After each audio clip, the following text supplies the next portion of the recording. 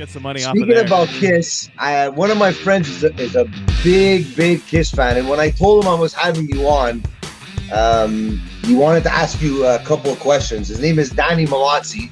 He's a drummer as well, and he'd like to congratulate you on a fantastic career. And as a fellow drummer, he appreciates your work immensely. He wants to ask you, what's it like touring with Kiss, seeing the Superman sheet and knowing they're right behind that in the dressing room, getting ready for a show? What does that feel like? So, my book, Start With the Dream, starts with me, going to see Kiss when I was 5 years old. I was 5 years old. I had no idea what I was doing. I went to Madison Square Garden. I grew up in New York, and I really had no idea why I was even going there. And when Kiss hit that stage, my life was forever changed. I saw these superhero characters on stage, and I got a hit with this wave of music that it forever changed my life. And, my dream from that moment on was to hopefully become a member of Kiss, or next best thing, go on tour with Kiss. And, luckily for me, I did get to live that dream.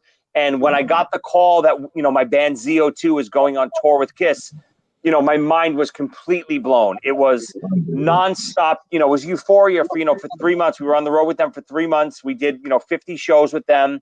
And every day, the question was asked if, what it was like seeing the Superman curtain. Basically, Kiss's dressing room is separated by, they've had this Superman curtain throughout all their career in the 70s all the way up to now. And it would separate them because they always said to themselves, once we enter the dressing room to put our makeup on as Clark Kent, we kind of come back as Superman in Kiss makeup. So, I would pass by that curtain every day. We had strict rules. Do not go past that curtain because no one was allowed in but the band. But we, especially with my big Italian nose, I would always try to stick it through the curtain every day to kind of get a glimpse of them every day. And, Gene would scream at me, "Get out of here. What are you doing in here?"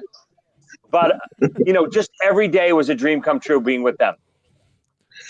Just one last question for my buddy Danny Malazzi. You wanted to know, favorite Kiss drummer? His guess would be the OG Peter Criss, but Eric Carr is a solid 1A. He rejuvenated Chris. Rest in peace, Eric Carr, he said. So which one would be the better drummer? It's such a hard question.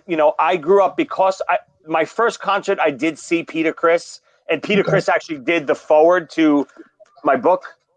I noticed that, yeah. Right there, which is amazing. For me to come full circle and have my idol do the forward to my life story was, a dream come true. But because I was such a youngster, I was 5 years old when I saw Peter the first time, I really grew up in the 80s, which is when Eric Carr became the drummer. So Eric Carr would be a bigger influence on me than Peter Criss, just because, I got to see Eric through his current years in Criss, where Peter, besides the reunion tour, was always, the history of Kiss and the vintage Kiss. So, not that he's my favorite or he's the best. I hate calling anyone the best, but Eric would be the bigger influence on me.